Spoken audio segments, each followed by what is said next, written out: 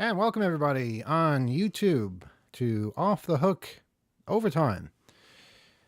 And Kyle, you make it okay in YouTube land? Yeah, I did. You did? Did sure? you? I think so. Rob T5, are you there? I appear to be, yes. And Gila? Made it too. And Alex. Alex. Hey, Alex, where are you? He's signed on. I see him. Can't hear him. Is he muted again? Well, maybe he's listening to us on YouTube where we just started talking and we sound good. Well, he just disappeared too. So let's work on getting him back. Yeah, I know he's way out there in the wilds of London. It's really hard to keep an internet connection up. All right. So Rob, you had... Well, not that he's out of the cab. Yeah, he's in a hotel room now. So God help us. Now the internet's terrible. So do you connect to him or do we connect to him on this end? Whoever is connecting to him needs to reconnect to him because I doubt he'll connect to us. I am attempting such a thing. Because you also have to tell us your long diatribe on what you didn't have time to say on the show. Yeah, I mean, basically the whole idea of and I'm sad Alex isn't here because this has to do with he was saying with using the blockchain and such things to embed some sort of provenance in artwork to show that it's human made, and I don't think that would solve anything, especially for artists like me. I am an artist. I have been putting art out there for a long time, and my primary focus when putting my work online is the free content communities, the Creative Commons community, and things like that, where people put art out there precisely because they want other people to not only be able to access it for free, but also to remix it, to warp it into something else, to do it, whatever remixing and reshaping strikes them as a further creative act. And I love when things I make are fodder for that, but I want people to remix my crap and not robots and not computers. And trying to in any way restrict what makes the piece of art a piece of art goes against that. And so that would be difficult for me and folks like me. And so I don't think that's the solution. And it looks like Alex is back. Well, did he hear anything of what you just said? I don't think so somehow. Not related to what Rob said. Well, kind of a little bit. Have something I was thinking of that we started talking about during the generative AI discussion is a news piece. There's a lawsuit in New Hampshire. The League of Women Voters is suing a campaign consultant and some telecom companies over an AI call. The campaign manager for Dean Phillips, who was trying to primary Biden, hired a guy for $150 to do a Biden impression into AI software. And then they generated a phone call and had it robocalled out to Democrats in New Hampshire saying, listen, don't vote in the primary, save your vote for November. Yeah, you only get one vote. And if you use it on the primary, you can't vote in November. Everybody knows that. So they are suing, the League of Women Voters of New Hampshire is suing over these robocalls, saying that this was malicious and now people aren't going to vote in November either. Apparently, according to the Washington Post, the January robocall incident is one of the first known major uses of AI to interfere with the U.S. presidential election and showcases the disruptive, sweeping powers of AI. Nearly anyone can use it to sow chaos and confusion. Also, they paid the dude $150. You know, I'm wondering, though, if chaos and confusion is really the only way out of this, because when you make everything just so completely impossible to verify one way or another, I don't know, does that sort of equalize it all? Does it make it so that we have to go back to simpler times and only believe people when they're standing in front of us? But, you know, with robots, I guess that'll be hard, too. Go ahead, Rob. I don't know, but going back to the artwork issue, one thing that I've seen some artists do now is go on video streaming sites, or at least record their own video of themselves making a piece of art, painting or sculpting or, building something or what have you, just so when they go and put that thing online as look at this thing I made, they can also link to this video of, and if you don't believe me, here's 4 or 5 hours of me making it. And that's kind of interesting, but kind of changes the creative process. Not everyone would be comfortable having the time they spend sitting in front of a desk or whatever put out there. But if we're going to have to do that kind of provenance until AI is sophisticated enough to fake that 5-hour video as well. Yeah, well, I think that day is probably coming within the year. So I don't think that's really going to be much of a security net. Also, a process could be as unique as the style you're trying to protect. That's true. That's true. Yeah. Alex, any insight from you? So we haven't heard from you. Yeah, I'm back. I don't know what the hell was going on with Skype before, but I couldn't connect in.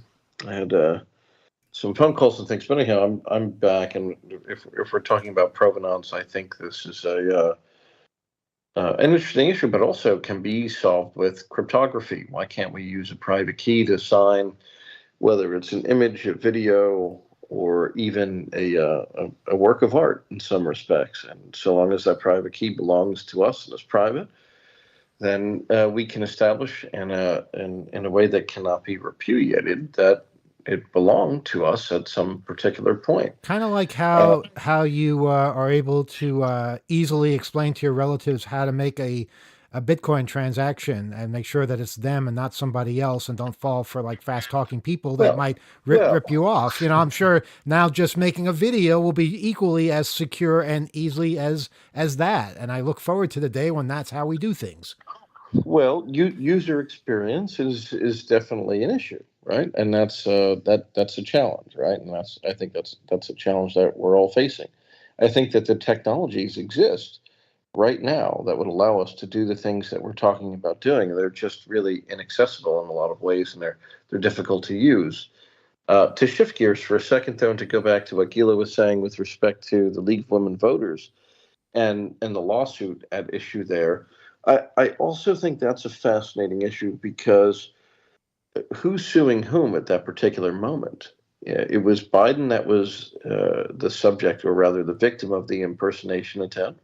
So is it President Biden that's acting as the plaintiff in this particular lawsuit, or is it going to get thrown out for standing? How is the League of Women Voters asserting rights to something here? That's a mystery to me.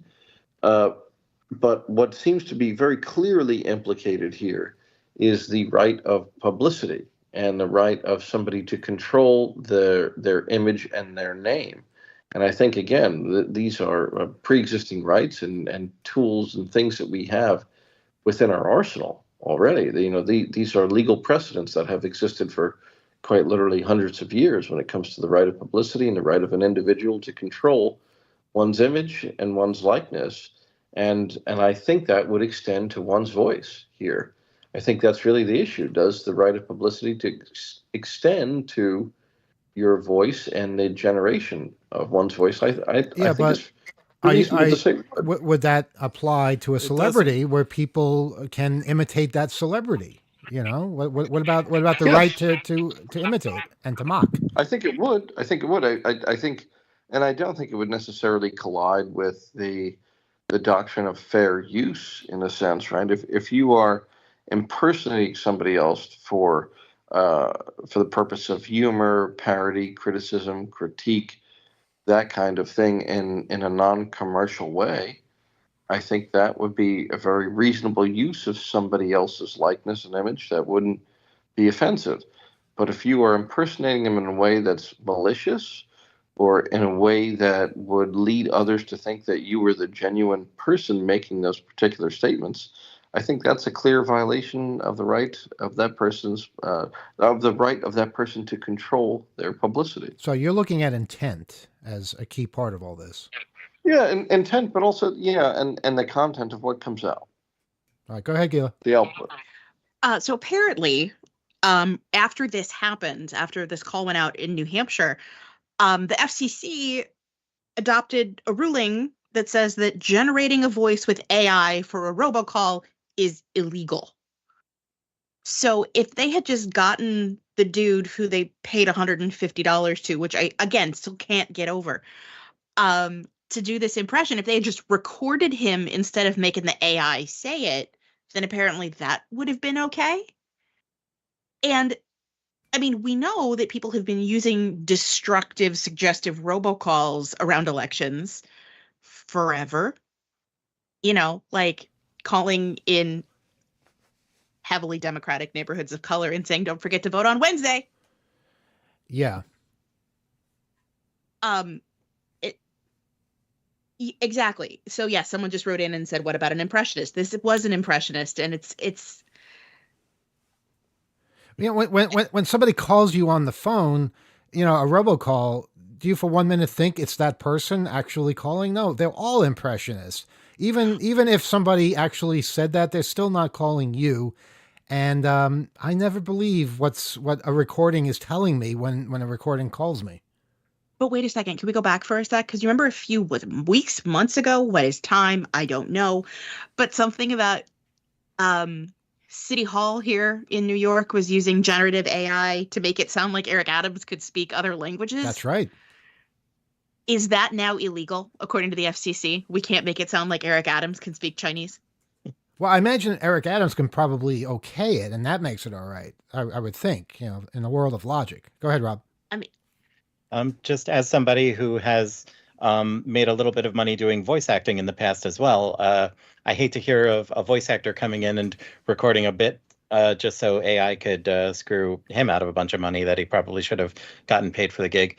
But I think there must still be some sort of deception in place in a legal sense if they used an impressionist to just say the words and have people naturally think they're being called by at least a recording of the real Biden.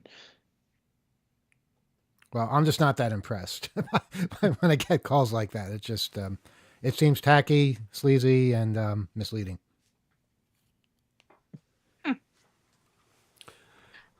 I'm messing around. What? Go ahead. Go ahead, Kyle. Oh, I was What are you just downloading that tool for poisoning art. So Oh no. there's a newer version that uses less of. I think there's some big Python library you have to get, and that's for one version. But the Apple version is much smaller. It doesn't rely on that. So maybe other people have those systems. They can play around with it. But there's also software that is in the same vein that you can use combined with Nightshade. So you can shade something, and then there's a program called Glaze. So I'm learning about all this for people that are creating stuff that they don't want to contribute to machines that are learning. Wow. So you will not fund the education of a small machine somewhere. I don't know. I think I'm gonna request, like, I'll submit a payphone that is shaded or glazed or whatever the heck this is, and I want to maybe it'll run in 2600 the Hacker Quarterly. I don't know. All right. Or Wow. I'll submit I don't know, somewhere else. I'm gonna make a point to use photos that are messed with in this way. I do like the idea of using payphone photos. I think that's a nice symmetry to the whole thing. Yes, go ahead, Gila. on a different note entirely, there has been a lively discussion going on in the chat, prompted by the fact that apparently we are not talking enough about phones. We just talked about payphones just not 10 seconds ago. I believe on air was the issue. That we weren't talking enough about phones during the show. We the gave question out was phone numbers. We were giving out phone where- numbers. Wait, no. Yeah, we did. We did. where I'm telling you the question we were asked was, or that was asked was, where are the freaks? So people are I think you just got to talking look about- around the room here. You'll find the freaks. about phones, about copper wire. I'm entertained, and I just wanted to share a comment from our friend Johnny Fusion because he said most people have free long distance as a default. Payphones are gone for the most part. What is left to freak? Oh, that's not true. There's always something left to freak, and there's plenty of payphones. Just look at our magazine. It's still the most popular segment of our magazine. People find. I mean, a lot of them don't work, yes, but they're there if you want to play with them. Landlines are there if you want to play with them. All kinds of new devices, but we can't abandon them. We can't throw them away. Who is echoing? Alex, is that you? I hear myself echoing whenever I say something. All right, that's better. So yeah, it might be. Yeah, Alex, tell us something about phones in England. I'm sure you noticed something in this latest trip. I mean, I find it interesting too that at least there is a fascination with older phones, right? I usually I stay at the Chelsea Arts Club when I'm in London. That's my home away from home in a lot of respects, and I love the place dearly. And they have in all of the rooms these very old looking phones, and they are in fact old phones. Actually, they're not just old looking; they're actually old rotary phones that are wired into the club's telephone system that actually work, but they really only work when the internal phone system. It's still kind of cool. And now I'm in this trendy hotel in Hoxton, and look what's beside my bed. I don't know if you can see that. Look at that. Ooh. It looks like an old phone, right? Looks like a gin and tonic. No, it's not a gin and tonic. Well, I can't. It's bad light. What is next to your bed? I'm just trying to think logically here. What is it? It's just not coming into focus. And anyhow, it's a new phone, Oh, it's a phone. but it's made to look like an old phone. And so I think there's this fascination with old telephony, old telephone technology, in a lot of respects. And I don't know. I think it's saying something about the culture. I think the fascination is with the look, not with the technology. I wish it were with the technology because it's a pretty solid technology, one that we can use. Yeah. And I hear my damn voice again every time I say something. Yeah, well, you might be right about that because, yeah, maybe it is all about the aesthetics. Maybe it's very much more form over function. But at least at the Chelsea Arts Club, it's still the function and the form coexist together because you are actually using an older, genuine article there. But also, you're not allowed to use a cell phone at the Chelsea Arts Club, right? That's right. Well, in your room, you're allowed to use a cell phone. In the reception area, you can use a cell phone. But those are the only places in the entire facility in which you are allowed to use a cell phone. In fact, if you take your phone out when you're in the bar, in the billiards room, the dining room, where in the garden, people are going to give you really, really nasty glances, and somebody's going to tell you to put that goddamn thing back. I'm really intrigued by this conversation and the line of questioning. I have a lot of different ways of thinking about it myself. So the critique, I think, is it is valid. Like, we're not talking about phones, but it's a subjective critique because you got to remember like what that person's idea of freaking or using telephones has changed. A lot of it has moved, and I think we are like kind of we're facing this in a way that like there are things that we use that sound ever more like nostalgia and are not current in some ways. But now I have to defend what is often spoken about, and the way I've been thinking about it, and I think this is the theme for Hope in some ways, but in a lot of what we're seeing as far as the appreciation for some things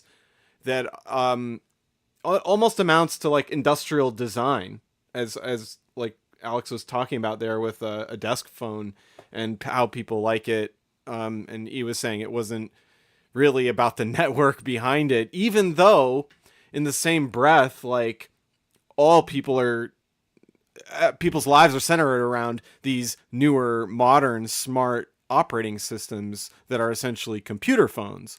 So there's a paradoxical thing going on, and I think that that for the most part we're talking about two big companies. When you're talking about the computer phones, that's Google and Apple.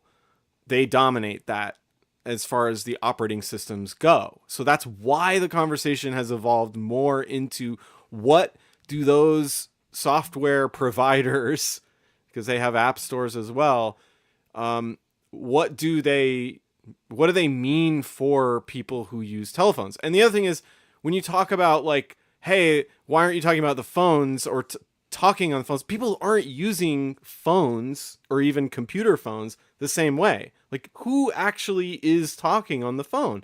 I think more of us, like, people try to communicate more, and that is a tool and a resource, and there are lots of ways of having voice communication, but there's a behavioral change, I think, in the way people, because they have other options, because data is also ubiquitous. There are many modes of communicating with others over data. So the actual talking is itself nostalgic in, could arguably. Actually, there are people who are trying to talk to us by phone I right heard now. that. Yeah, I'm sorry Well, for here's being, the thing. I have more to say. No, we're not picking up the phone until we give out the phone number, because otherwise you're jumping the line, and that's not fair.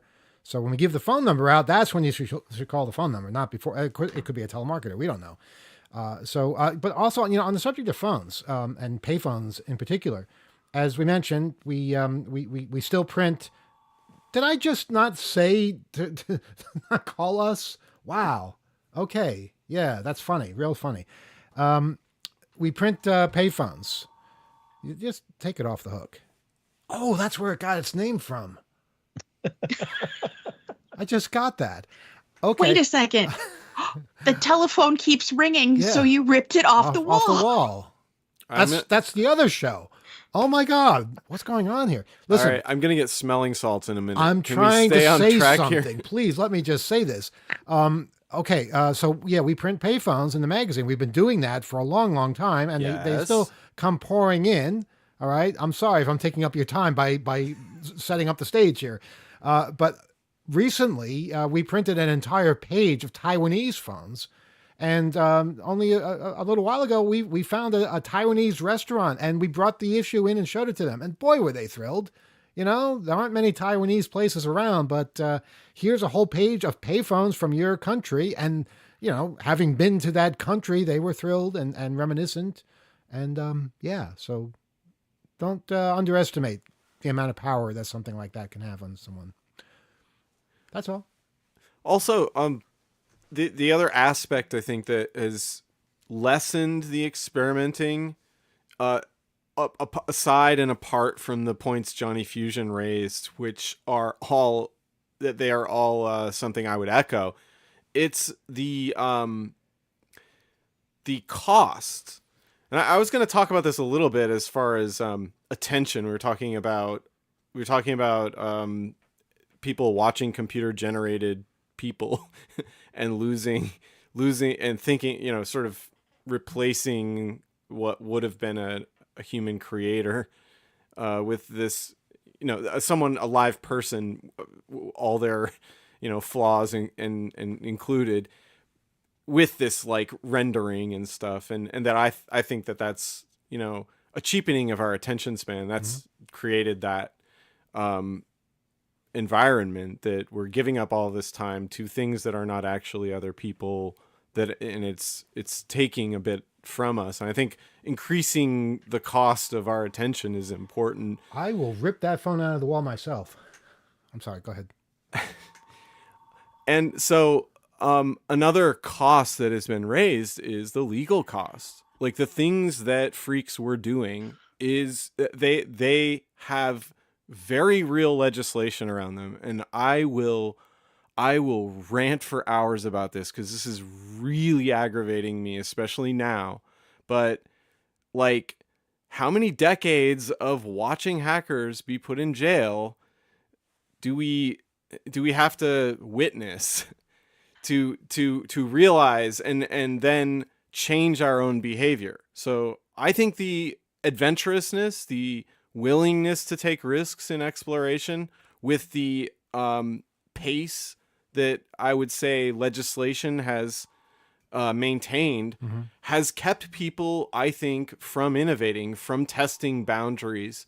And we've done a lot to mainstream ideas around curiousness or hacking and fascination with different systems and technology.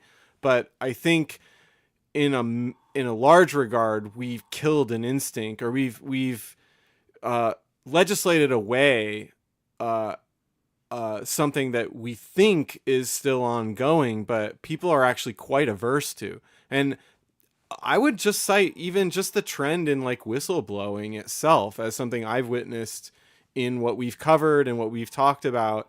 I mean, it would be very high level, very high value things that would come out at all, unless it was just sort of nuisance level stuff. And even that has been discouraged and quelled in many regards. So I'm always like, we're always wondering like, where is the hacking that's going on? And I think a lot of people who value their lives don't want to get involved in that. And I think it's, only elements that have much less to lose that are involved anymore.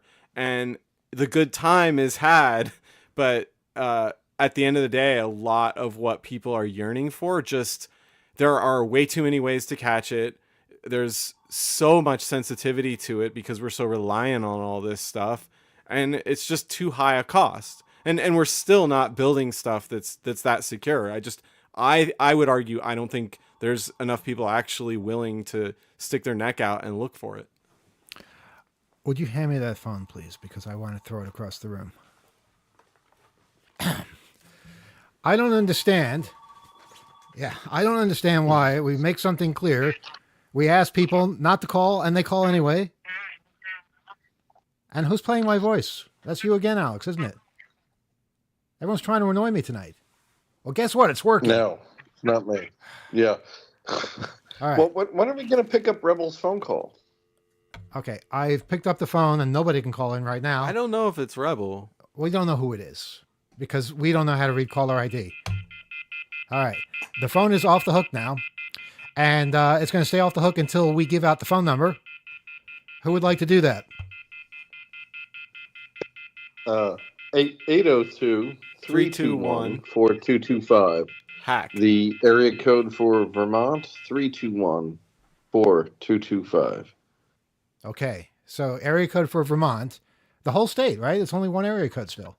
That's correct. Yeah. That's There's only amazing. 600 something. Good for that. Yeah, but people in the state. that doesn't stop people from wasting phone numbers. There's no reason in the world No. there should be as many area codes as there are. No reason not at all. I agree. And they should have expanded to 8 digits instead of 7. Don't get me started on this. But Vermont, 802, one area code, as far as I know. And the 0 in the middle tells you that that's the way it used to be. One area code in the state.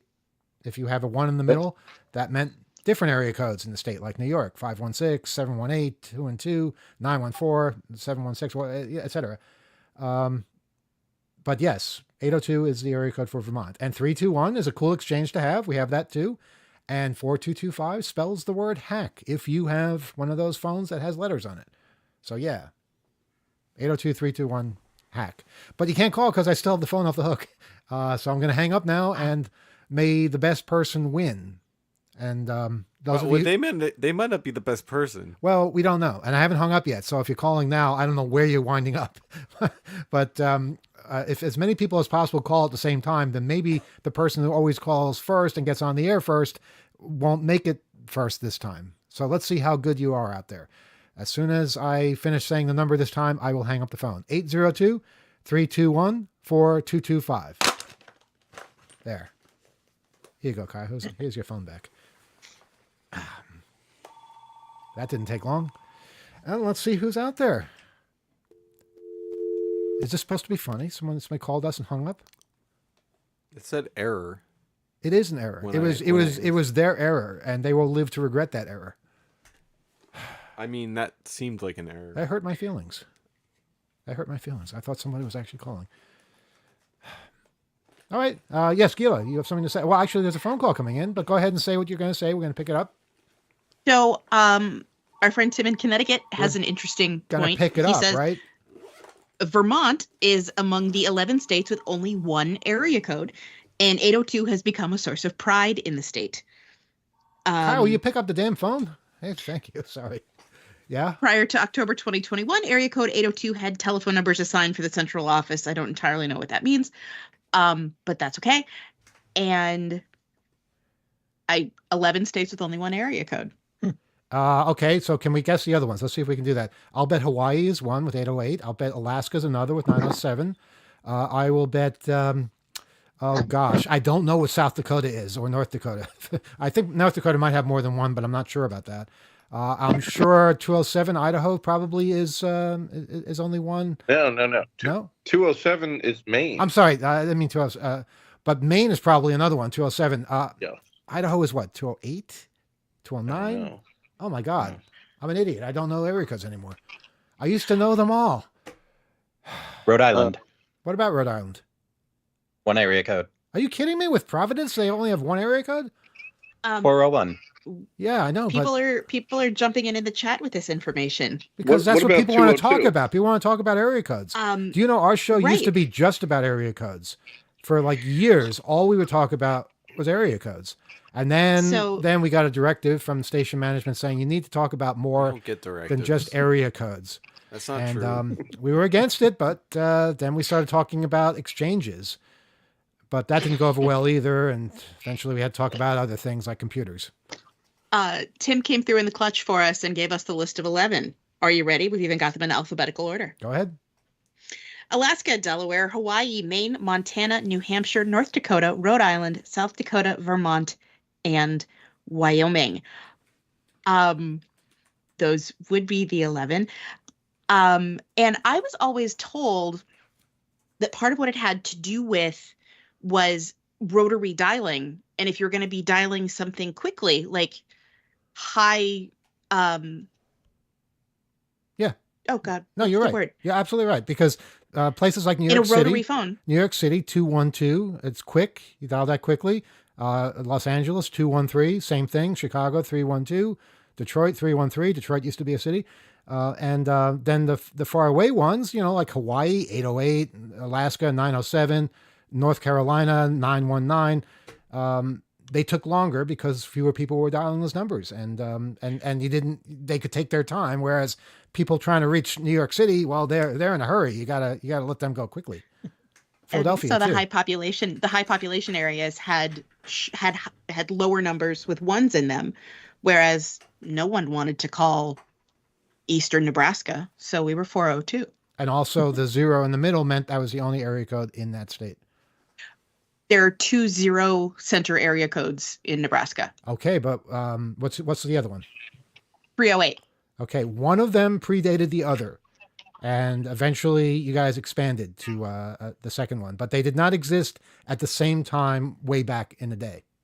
That's I- true. will 308 stake split my off in life. 1954. There you go. See? Yes, Alex, we have a phone call we're going to get to, but go ahead, Alex. Yeah, well, one little additional bit of context with regard to the use of area codes and the rotary dialing and the efficiency, which I didn't know about and I never thought about before, but I think it's such a great point, Gila, is that some of our younger listeners may not know that there was a time when you didn't actually have to dial the area code to make a phone call. I mean, most of us are just so used to dialing all 10 digits of a telephone number, but you would only dial, let's say 808 for Hawaii or 907 for Alaska when you were calling Alaska from another state. You didn't have to dial them when you were in your own state. So they were very infrequently used, those area codes. They were only used for long distance calling, not local calling. Like we have to use area codes every time we make a call today. And that was true throughout the country. In fact, it's still true in Europe. You don't have to call the entire city code and number format every single time. But it went beyond that. Some of the the phone companies out in the sticks, you would only have to dial the extension. You'd only have to dial 4 digits to reach somebody because everybody was in the same exchange. So you didn't have to dial the exchange. That's a waste of time. So you dial 4225. You would just have to dial hack if you were already in the 802-321 exchange. Hey, we have a call that's been waiting patiently, or actually, I don't know they've been waiting patiently, but they've been waiting. Yeah, that sounds generous. Yeah. Good evening. You're on Off the Hook Overtime. Go ahead. Yes, I'm glad See, we're talking about This, telephones. this, folks, represents a failure of all of us because, I think I was fair. I think I gave everybody the same amount of time, to make the phone call, and yet the same thing happened yet again. it's something I'm familiar with. The way this country works, just no matter how hard you try to change things, it just always winds up becoming the same people in charge, the same debates. And no matter how hard you try, no matter how many petitions you sign, no matter how many doors you knock on, you never seem to get change. You're And preaching to the same choir. I am preaching to the same choir and talking to the same caller. How are you, Rebel? Yes. Okay. Good. Now, to answer Gila's question about area codes and exchanges for central offices, yes, area codes. I mean, exchanges used to be identified by central office, like in Bayside, Queens, the only exchange was 229, which spelled out BAY. So it would be Bayside 1234. You would call, back in the old days. But then they needed more exchanges as the population grew, so they got the 224 exchange, 225. So it's a BA4, BA5, but you still say Bayside 5, Bayside 4, and Right. But now it's exchanges. Now, not only do we run out of phone numbers, but area codes and phone numbers, but things are being taken. Like, I think they should not have like portability because I think phone numbers should belong to a certain thing, like the 917, the 321 exchange. Oh, that belongs to Sprint, or that belongs to or T-Mobile, or Right. whatever. So that you'll know. It's basically for accountability, like so you can know where someone is. It's easier to track that scam call or whatever. You know what I mean? Yeah, it's an interesting parallel what you're mentioning here because the exchanges being able to figure out what belongs to what phone company based on the exchange, but also way back in the old days being able to spell out the first two or even three numbers into a name, so you could say Bayside 3 or Pennsylvania 6 5000. You would know where that was in a city or in a state, and it was identity that we've lost. And here's a good challenge for people that have older phone numbers. You can't do that with new exchanges, but with the old exchange, see if you can go back in history and find out if your exchange means something. If it back in the 50s spelled out something, you can do that by going to your library, getting an old phone book from the 50s. They, believe it or not, a lot of libraries keep them. Phone number. I'm sorry? My parents and my parents and my friends' parents, they still have the same phone number. Yeah, some people do. But they're And, known as telephone exchange names. I think that's the phrase. So see if Right. you have a telephone exchange name on your phone number. Now, if you have a phone number that has the exchange rather has a 1 or a 0 as the first two digits, you're not going to be able to spell anything. Unless you have one of Right, those because old that started phones that, in the no, 90s. the old zeros had Z's in them. But yeah, nobody had that exchange. And people are getting lazy. Nobody even wants to talk anymore. When you watch a video, they don't even record a video anymore. Like, you'll have AI, just like pictures on the video, and AI will be narrating the video. Yeah, we complained about this already on the show. Yeah, I know. You were talking about that. How Yeah. AI So what's is, the point of complaining about it yeah. again? I mean, we already complained about Well, this. I'm just saying. Let's that complain AI, about something new. But also, people are getting lazy. They don't even want their own computer. They have the cloud. They don't even have mainframes anymore. I mean, they do have mainframes some places, but a lot of places they won't have their own computer. They'll have their computing out somewhere else. So outsource their computing services instead of having like a main computer or a mini computer or mainframe or whatever. And also, companies are getting lazy. The movie theaters, they don't even own the movie theater anymore. They have a franchise. They're independently owned and operated now. No, hang on. they have that Rebel, thing- hold on a second. You think that the lack of community theaters is because people are lazy? I think it's No, because it's they've not been the bought community- out by no. the big companies, and they don't have any Yeah, but then opportunity. But the big companies are becoming lazy because they don't even want to own the theaters or own the establishment. They franchise them. Like, you go to the local. Oh, it used to be all yeah. company owned, but now it's independently owned and operated. Well, what are you saying, that the big change, they should have all the control? They shouldn't have any independence whatsoever with the owners No, and like operators? the movie they used to have, all the, they used to own all the real company owned. But now, they don't want to deal with, employees and, things are getting too expensive. Let independently owned and operated franchise do that. I don't understand why you're complaining about that. I mean, it doesn't really sound like something that. No, I mean, like franchising's been around, for a long time. Yeah, but I'm not a it's just fan of that, but I'm certainly not a fan of one company controlling everything. Okay, so you want all the theaters and the eyeglass shops that are owned by, let's say, Cohen Fashion Optical. You want them all to be owned by, independent people? Sure. What's wrong with that? Why is that bad?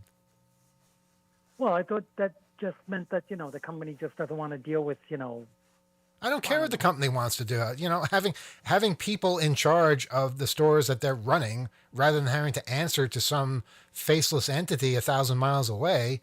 Well, they still do. I mean, they kind of have to do franchising. Well, the more power they can get, the better. I say the people, that is.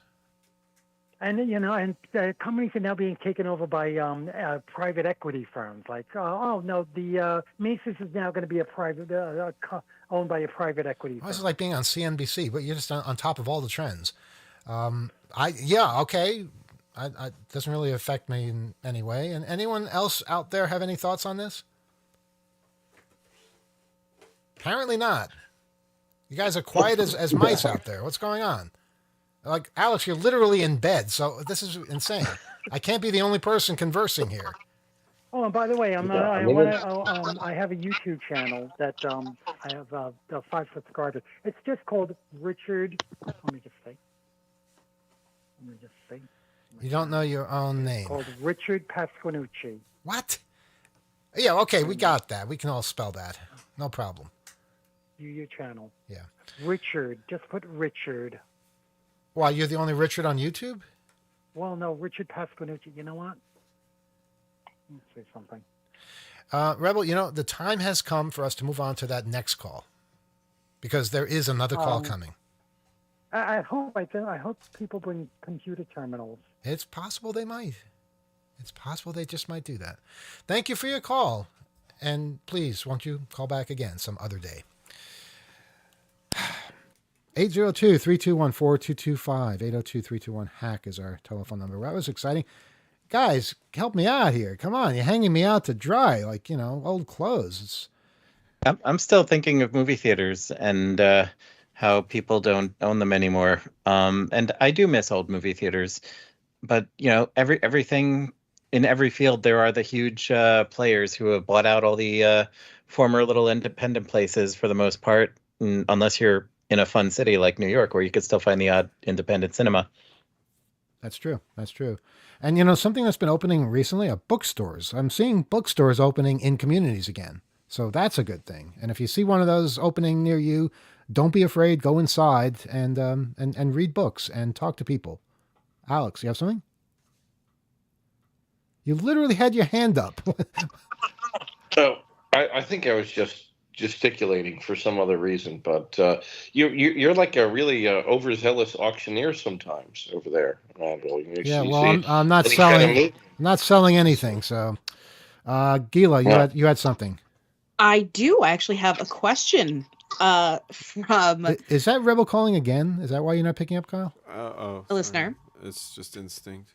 It's instinct not to pick up the phone. Okay. Correct. All right. Kyle. What? Question, I think this might best be directed at you. Has the logo on the van been changed since last week? No. It said vote last week too? Correct. All right, Fun Socks. Try to pipe down a little bit here, Kyle. Oh, I'm animated. What I was thinking of is that there are still people out there doing things. Do you hear that? That's so annoying. Whoever's doing that, stop it. I can't not hear it. What is the problem? Have we forgotten how to do radio? We don't need to be reverbing back our voice. Okay, go ahead, Kyle. Sorry.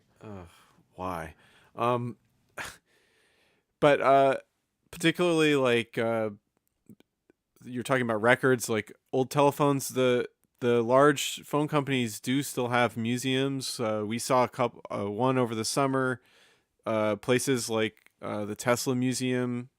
There's a lot of interest, and I think some of the places that maybe didn't have a lot of interest before are gaining programming. They're gaining newer members, people that are already involved and interested. And there's some really cool projects. A place I was involved with, the Connections Museum in Seattle, has acquired an old Switch, one that I grew up with. So projects like that, people picking up old equipment because a lot of the technology is marching on, and so that stuff's available. And I just want to emphasize how cool that is to just contribute, learn about stuff, help restore stuff. It teaches you about the systems that came before, and in many parts of the world, if you travel around, older stuff is still in use, and that is where you find broken systems or stuff that's relied on older protections and older functional models. That can be beneficial. That can be useful if you're trying to make a call, or you want to understand how calls coming from those places are moving through the network worldwide. And I just find that, gaining as much support as those places have not had is pretty crucial. And in many regards, I guess what I was talking about earlier as far as theme, and I was talking about themes, my hopes and emerging themes with all the kind of revival our event is getting, is that old school is always cool. Oh, wow. We see that. You could chant that. So many ways. It's there, and sometimes it's not. Sometimes people don't want to talk about the old stuff, and then we get the obligatory letter saying, stop talking about outdated this, or why do you keep talking about nostalgic vintage that? And it's not about being what you expect us to be talking about. We're talking about things that that interest us, that we're passionate about, well, interest you as well, as because readers are the ones who contribute, or that are connected, however indirectly, to, like I was saying, the large companies and stuff. So hopefully I want to emphasize that like, no matter how you cut it, maybe you're not interested in what we're saying in this moment, or what topic is maybe seems old school, but like, just imagine how that might be useful to you, just in understanding how the system has evolved. It's always cool to learn that stuff, and I just hope people take that to heart. So what kind of Switch was it? You said the Switch was brought into the Oh, no, it's all over. They've been doing really, really fantastic social media stuff. I hope they submit something, but it's a DMS 100. A DMS 100? Yeah. Wow. We might actually be talking on it. I'm super impressed. They still use DMS 100. I don't think they ever changed it. They cut over to it in the 90s, I believe, and it's been working ever since. A lot of that us and grew 5ESSs. A lot of us grew up on those systems, 5ESS, absolutely, and to actually be able to walk around them. And those are the kind of places, and I'm just really impressed at the generations of people that are just fascinated by this stuff. They're putting in the work, and they're using a lot of the technology, like streaming technologies, ways to communicate the work they're doing. And that's really cool, because it gets people like who aren't around it, who aren't physically there, excited about it. And that's the stuff that we want to hear about. Like, definitely write in OTH at 2600. Tell us what you're doing. Look out for stuff like that. Turn other people onto it, because it's all around you. There's people really passionate about phones. The network is all around. It's not going anywhere. The people, the faces, the personalities that work on it change over time, but the system itself, it is sustained. It is being maintained if by you've all ever those people. walked inside a central office with a number 5 crossbar in operation, that is something that I don't think anybody can do anymore. Anywhere. Not on this planet. I mean, there are demos, sure, but, one that's serving an entire city, no, you can't do that. And if you ever did it, boy, you're one of the lucky ones. And the crazy thing is, you meet people that are The crazy thing is the people that worked on those systems could tell just by the sound of it if it's functioning or not, and a lot of that's Yeah. silent now. Like, yeah, if something's I had people something's who overheating and smells, they maybe. could tell from the sound of you on the phone Yeah. where the call was routed through. Sure. They could by a certain hisses and whines and things like that, and of course they'd know what kind of switch you had just by your ring. Now all the rings sound the same. It's boring. So hey, we have speaking- a phone call. Has been waiting very patiently. At least I think they are. Good Yeah, evening. You're on Off the Hook Overtime. Go ahead. Hey, fellas and Gila. It's Johnny Fusion. I'm sorry. Somebody coughed in the middle of you saying your name. Say your name again. It's Johnny Fusion. Johnny Fusion. How I thought that's who it was, but I didn't want to assume. What's on your mind? I got a story this week. So, back in May, I went to, change my address. I was looking to receive mail where I was at when I was still in medical facilities and stuff. And so I Google USPS change address. And a link comes up in Google, USPS change address, and I click it. And I got fooled. It was a fake USPS site. Wait, you went to a fake USPS site to change your address? Yeah, How did you do that exactly? because I just Googled USPS change address, Uh-huh. and the first link that returned said that USPS change address. So you're saying Google this- sent you to a fake USPS address? Yeah, I'm typing it right now. USPS change address. Is that what you typed? something like that. I mean, it was like 9 months ago. Uh-huh. So definitely you want to search for the homepage you're looking for, and then when you find that correct homepage, you want to navigate to the tool that homepage is It's supposed to be in Nigeria, right? offering, That's where they handle things. No? because they can rank or otherwise optimize this result or this string to Yeah, prioritize I your I could see it may being- have been an ad buy. It may Yeah. have been an ad even. Yeah, like You- sponsored, but you didn't see the gray part. Totally. So yeah, you got to be very, very careful about impulsively clicking, especially as they change the way those search engine results pages appear, or they redesign. Yeah, this is just the setup. This isn't the story, right? So, like the legit USPS, you have to like put in a card because they charge you $1 just for verification, so you're not doing malicious address changes. Well, they charged me like $80, and my bank caught it right away. Hey, this is fraud. We're Wow. not going to process it. But the thing is, though, I gave them my bank card number. Oh dear. And so I call my bank. And I said, hey, this happened. I need a new card. And they're like, no problem. We'll cancel that card. We'll send you out a new one. I got the new card. Fine. Then on Sunday morning, this past Sunday, like at 2 a.m, because I'm an insomniac, I was up.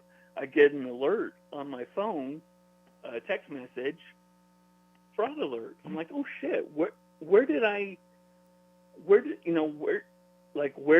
get my card number stolen again? Because I've been like really careful since that happened. The only place I used it was BART to put fare on my card, and there's no way there was a skimmer on that because of how they're set up. There's no place to put a skimmer. So I didn't think it was that. And so I know this. I didn't make this charge. I looked at my bank, and there were like 2 or 3 other charges from websites that I didn't make. And so I called the fraud number. Long story short, when we got to the bottom of where these came from, it was the old card. They never canceled it. Wow. So I had a compromised card connected to my bank account working because in the past when I've had my cards replaced, my wallets get updated, so I didn't think I'd have to do that. But like, it's been charging my Audible subscription on that card every month. And one time DoorDash got charged on it, but it was my DoorDash, so it wasn't someone else maliciously using it. But my bank basically dropped the ball, said they canceled the card, and they didn't. And I could have been open for fraud these past 9 months, and I'm just lucky that it got caught, and I got the charges reversed. But my bank really dropped the ball, and it's just like, I'm fine, but I'm concerned, like, how many other so-called canceled cards that are for sale are still open? How many more people does this affect? Yeah. Of course, at least for credit cards, you're not liable if something like this happens. But you got to keep your eyes open, because if you don't catch it, you're going to get billed for it. Indeed. So, yeah. So they said they were going to escalate it and have someone call me about it, but I mean, I've had companies say that before when the fuck up is on their end royally, and I never hear back as to what really went wrong, but they say they're going to tell me what went wrong. Mm-hmm. And if I find out, maybe I'll call in again and let you know. But well, it's important to take names whenever these kinds of things happen, see exactly how it happened, because you'll be helping somebody else. Indeed. Any thoughts from out there in Skype land, people, if you're awake? Or Yeah, the last time I got hit with credit card fraud, I think it was debit card fraud at the time. Yeah, it was maybe 7 or 8 years ago, and they canceled the old card so fast that I had I got kind of screwed, because it took them a couple of days to get me the new card, but in the meantime I had no card and none of my bills could get paid. I couldn't go out and buy stuff. It was a bit rough, but they were quick on the draw there. It was 8 years ago. Yeah. Imagine that. Yeah, you remember when it was. Anything else, Johnny? Because we're looking to wrap it up tonight.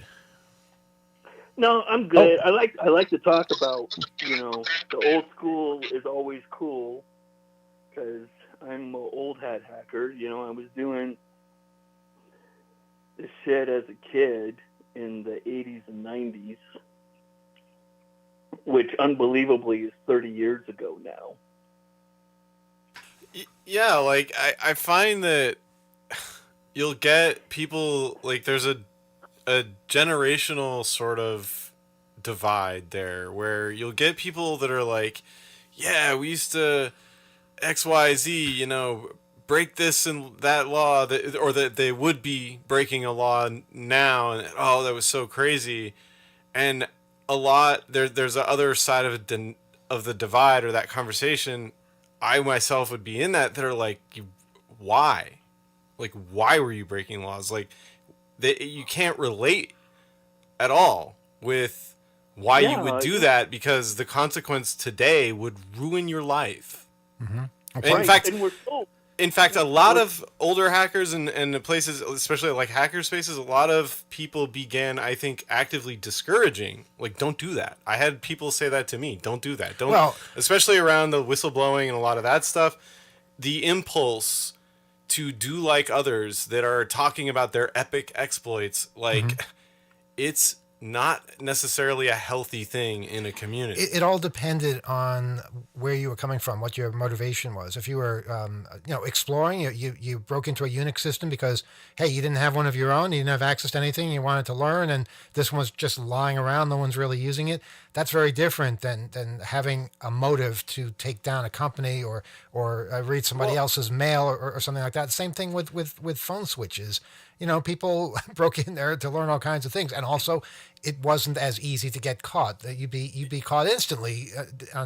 Today there's so many tripwires now, and right. I think that's the thing that we find young people, maybe, like, we hear about this sometimes, like, they're getting involved with some notorious gang all of a sudden or whatever. They're doing stuff online that is like a little bit like above their weight, but they don't realize it because no one told them like, yo, Right. you gotta like, this is a wild space. It is, you can be very quickly connected to exploitative networks, people that are fully out there doing criminal things, and the adulation and like, oh yeah, the high-fiving and like the backslapping and the prioritization of these, you know, exploits that you get involved in, and making that laudatory, I think is in part a perilous area for being, I think, a good influence. and I just, I think that you know, being being able to guide people and say like, yeah, you know, this had a context, like phone calls, and these systems were wide open. You know, we have to shape a lot of how we're talking about the past. There's more of a profit motive today than there was in the past, and that's unfortunate because it seems that people only get involved if they can get a payout. Whereas in the past, there was that element, but for the most part, it was about figuring something out because you weren't allowed to have this information, and you weren't allowed to have this kind of access to anything. I mean, something as simple as phone calls. It was impossible to make phone calls because they were expensive, really expensive. It was long distance, to call to New York City from Long Island, let alone to call overseas. Yeah. So doing that was a way of exploring, of reaching out to other people. And yeah, the phone company didn't like it, but that's just how the technology worked and how people figured it out. But these days, it's all free. These days, you can call anywhere you want. So that battle has been won.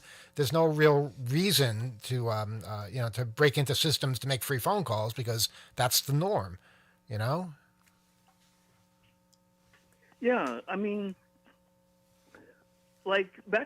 thinking back in the day, like 30 years ago, 94, 95, I did was breaking into, actually what I broke into were VMS systems. I don't know if you remember the VAX and their operating system, of course. VMS. Yeah, VAX VMS. I would break into those, but I did it because I can get it through a phone, like through my modem in a terminal program, and then from there I can get out to the internet because the internet wasn't as accessible back then. Right. It's true. That's true. And it's just like I would break into a VAX, but the reason why I want to use a VAX is because it has Telnet, and Telnet you can go practically anywhere. Mm-hmm. And when I had my account on Access for All, it was just a shell account. I came back to the States. I needed these VMS shells just to connect to Access for All to get my email and stuff. Mm-hmm. Yep, those were the good old days. All right. Those were. We're going to pack it in. Alex, you're literally in bed. So we're going to say goodnight. I am. I'm going to bed. Yeah. Good night, everybody. Johnny, it's good hearing from you. Thank you. It's good talking to you when I do. All right, everybody else, thanks for listening. Thanks for being part of the show. Again, write to us, oth@2600.com, and we will see you in a couple of weeks. Good night, everyone.